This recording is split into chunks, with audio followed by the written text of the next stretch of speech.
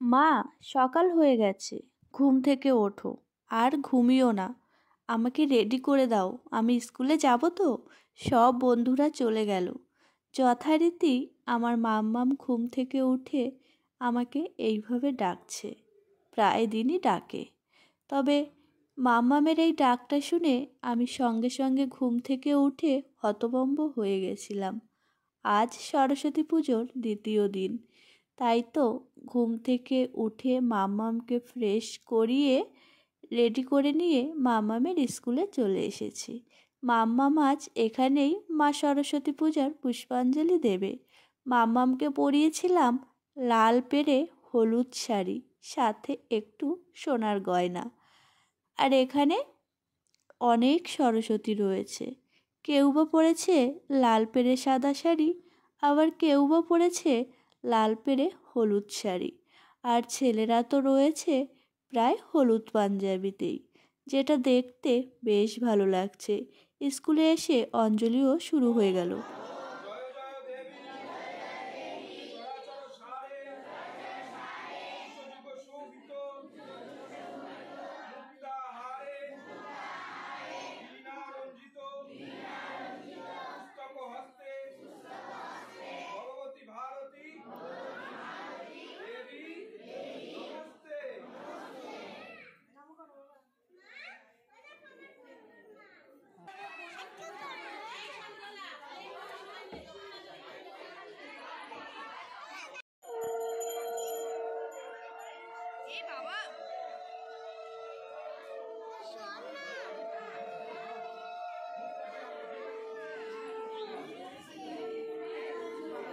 মাম্মাম এবছর প্রথম পুষ্পাঞ্জলি দিল, নিজের মুখে মন্ত্র উচ্চারণ করে।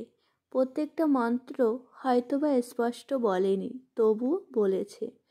পুজোর শেষে প্রসাদ নিয়ে সেখান থেকে আমরা বেরিয়ে বাড়িতে এসে সকালের খাওয়া দাওয়া করে এখন এই যে বেরিয়ে পড়েছি। বেরোতে অনেকটাই লেট হয়ে গেছে। আসলে মামামের স্কুলে একটু সকাল সকাল গেছিলাম, সেখানে পুজোটা শুরু হতে লেট করেছিল। তার কারণেই আমার বাড়ি থেকে বেরোতে অনেকটা লেট হয়ে গেছে। তাছাড়া আজকে ভেবেছিলাম সকাল সকালই বেরোবো, তবুও এখন সময় হয়ে গেছে প্রায় 12:30। প্রায় অনেকটা পথ চলে এসেছি। একটু ঘুরতে যাচ্ছি। বাড়িতে যেহেতু প্রতি বছর পুজো করা হয়, তার কারণে সরস্বতী পুজোয় তো কোথাও ঘুরতে যেতে পারি না।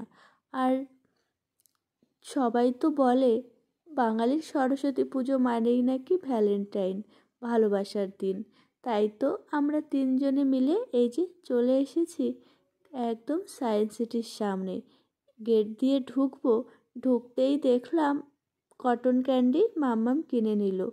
আর সায়েন্স সিটিতে ঢুকতেই যে জিনিসটা আমার ভীষণভাবে চোখ কেড়ে নিয়েছে, এই যে নানান ধরনের ফুল। আর এত ধরনের ফুল আমি না এই প্রথম এখানে দেখলাম। তবে আমার একটা ভুল হয়েছিল, ওকেশনালি কোথাও গিয়ে না সেইভাবে মজা করা যায় না বা কিছু দেখা যায় না। আজ যেহেতু সরস্বতী পুজো ছিল, তাই সায়েন্স সিটিতে কিন্তু প্রচুর ভিড় ছিল।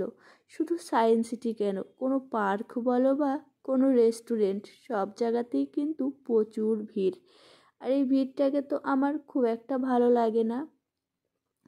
আশেপাশে এই যে একটু ফটো ভিডিও তুলে নিলাম, তারপর এখন এই যে টিকিট কেটে রোপওয়েতে উঠে পড়েছি।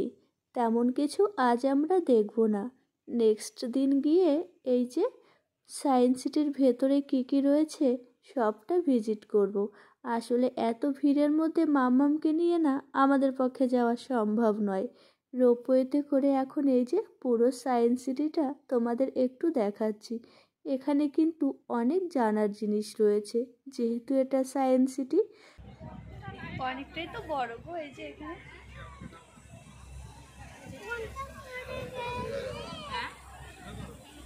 পড়ে গেলে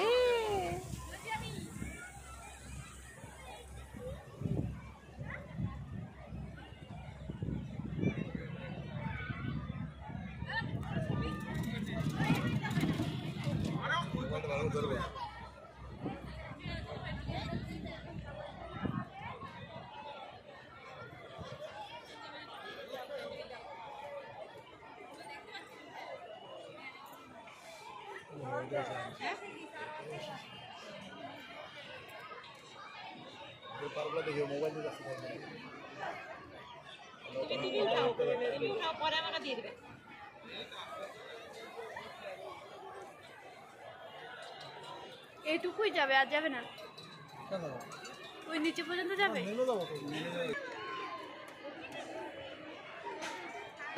রোপওয়েতে উঠে এখন এই যে তোমাদের সায়েন্স সিটির বাইরের দিকটা একটু বেশ ভালো করে দেখিয়ে দিলাম। উপর থেকে দেখতে বেশ সুন্দর লাগছিল, পরিষ্কার পরিচ্ছন্ন, এবং দেখো কি সুন্দর সাজানো গোছানো। আর সায়েন্স সিটিতে বেশ কিছু বিল্ডিংও রয়েছে। বিল্ডিংয়ের মধ্যে রয়েছে বিজ্ঞান বিষয়ক অনেক কিছু, যেটা আমার বরমশাই বলল। আসলে কলকাতার কোনো জায়গায় কিন্তু আমি বিয়ের আগে কোনোদিনও আসিনি, তবে বিয়ের পরে বরমশাই বেশ কিছু জায়গা ঘুরিয়েছে। আর এখন মাম্মামকে নিয়েও ঘুরছি, মাম্মাম অনেক কিছু জানতে পারছে, যেটা আরও ভালো লাগে।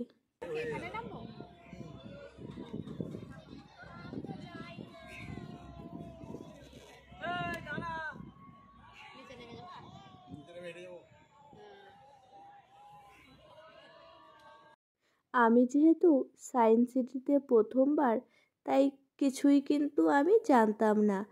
এই যে টিকিট কেটে তো রোপওয়েতে উঠেছি, আর এখানেই আমরা নেমে যাব। আমরা যেহেতু সায়েন্স সিটির কোনো কিছুই দেখিনি, তাই এই সাইডটায় নেমেই এখন আমরা ভেতরটা দেখতে দেখতে আবার বাইরে বেরোনোর গেটের দিকে চলে যাব। আর এই সায়েন্স সিটির মধ্যেই কিন্তু বেশ কিছু খাবারের স্টলও রয়েছে। আর এখানে আমার মাম্মামের বায়না হয়েছে, সে কোল্ড ড্রিঙ্কস খাবে, তাই এখান থেকে আমরা দুটো কোকো কলা নিয়ে নিলাম, একটা মাম্মামের জন্যে আর একটা আমাদের জন্যে। যদিও বা মাম্মাম কিন্তু কোকা কলাটা খেয়েছিল না। এই যে ওপর থেকে দেখিয়েছিলাম এই বিল্ডিংটা, এখানে দেখো কত মানুষের ভিড় ছিল। আর এখানে এই যে রয়েছে সেলফি জোনও।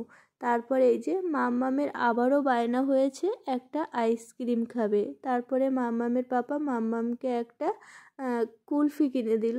তারপর এখন এই যে আমরা হেঁটে হেঁটে প্রায় রাস্তার দিকে চলে এসেছি, এখন বেরিয়ে যাব।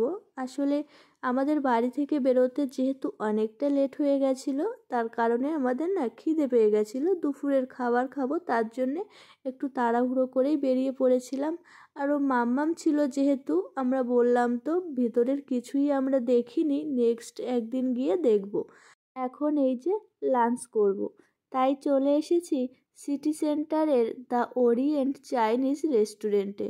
প্রথমে ভেবেছিলাম বাঙালি খাবার খাবো, কিন্তু সেখানে গিয়ে দেখলাম বন্ধ হয়ে গেছে। তারপর বাধ্যতামূলক এই চাইনিজ রেস্টুরেন্টেই আসতে হলো।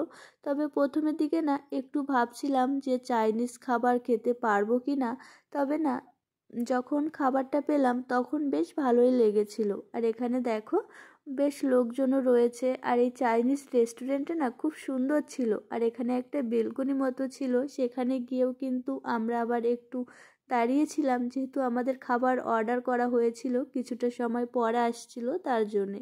আর এই যে এই ড্রেসটা আমি মাম্মামের জন্য কিন্তু সরস্বতী পুজোর জন্যই কিনেছিলাম, সেটাও আজ মাম্মামকে পরিয়েছি, তবে একটু বড় হয়ে গেছে। এই যে রেস্টুরেন্টের ভিউটা ঠিক এমন ছিল।